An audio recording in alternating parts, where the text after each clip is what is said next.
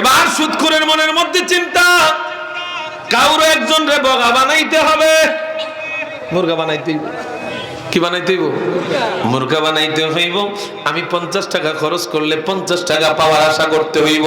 এ দুনিয়ার মানুষ গভীর মনোযোগ দেন।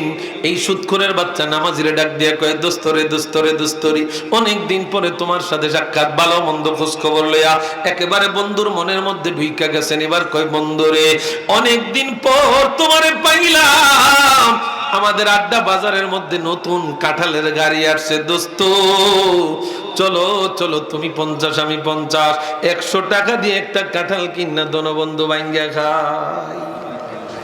নামাজের মনের মধ্যে তো কোনো ঝামেলা নাই।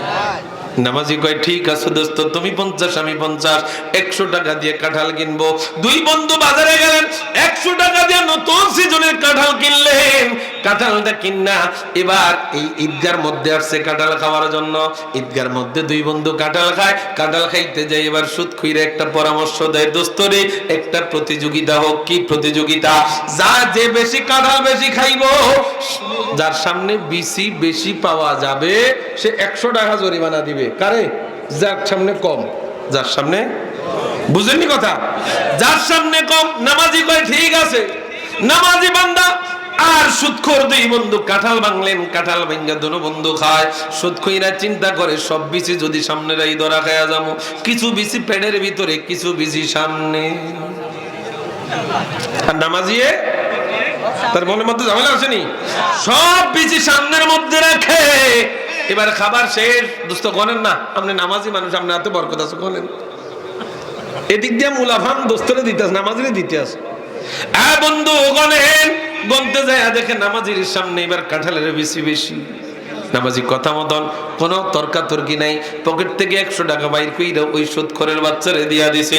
সুদখোররা তো মহা খুশি রে, সকাল বেলা আজকে বুঝি নামাজিরে মুরগা বানাইলাম, 50 টাকায় নগদ 50 টাকা। ও বন্ধু, 50 টাকা লইয়া এবার বাড়ির দিকে রওনা করছে। বাড়ির দিকে রওনা কইরা বাজার টাজার সারাদিন ঘুরা ঘুরা বাড়ির দিকে রওনা করছে। আকাশের মধ্যে খানা ঝিলকি মারে, বিজলি চমকায়। আমরা কি কই? খানা ঝিলকি তো কই। বিজলি চমকায়, বৃষ্টি আসবে। এই লোকটা বাড়ির দিকে দৌড় দিছে, রাস্তার পাশেই তার বাড়ি। কিন্তু দুনিয়ার মুসলমান, কাঁঠালের বিচি তো হজম হওয়ার মতো না। কি কথা কয় না? যেটি ফেটে বসছে এদিকে হজম হইব?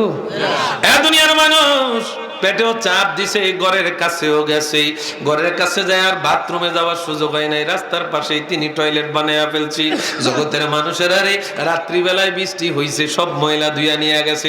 কাঁঠালের বিচিগুলা বাড়ির আঙ্গিনায় ফক ফক ফক ফক করে।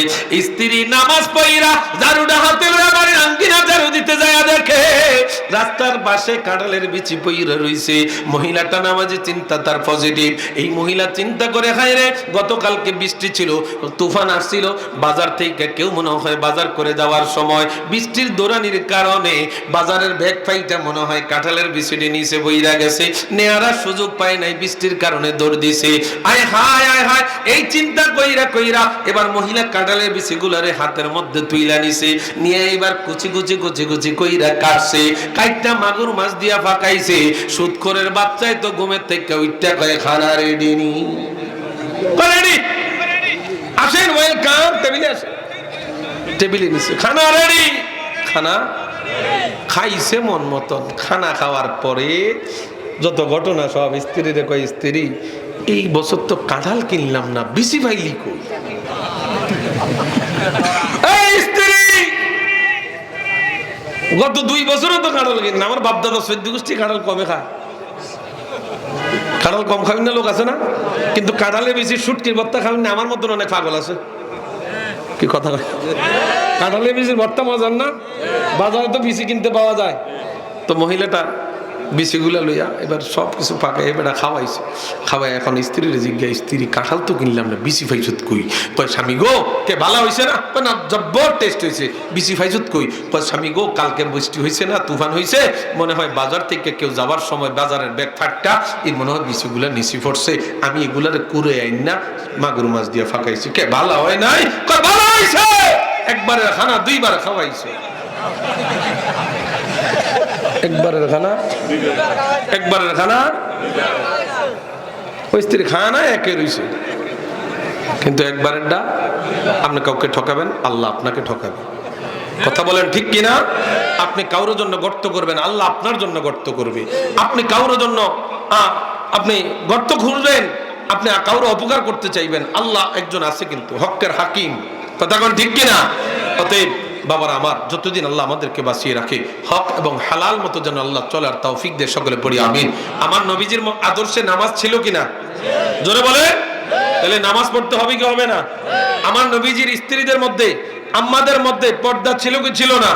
তাহলে আমাদের স্ত্রী, আমাদের আম্মাদের মধ্যে পর্দা দরকার আছে না নাই? ও দুনিয়ার মুসলমান, আমার নবী সুদের সাথে জড়িত ছিল। যদি আপনি উম্মত হয়ে সুদের সাথে জড়িত হন, বুঝবেন আপনি নবীর উম্মত এখনো হতে পারেন নাই। আল্লাহ আমাদেরকে সকলকে বোঝার তৌফিক দিক, সকলে পড়ি আমিন। ওয়া মা তাওফিকি ইল্লা বিল্লাহ। আসসালামু আলাইকুম ওয়া রাহমাতুল্লাহি ওয়া বারাকাতুহু।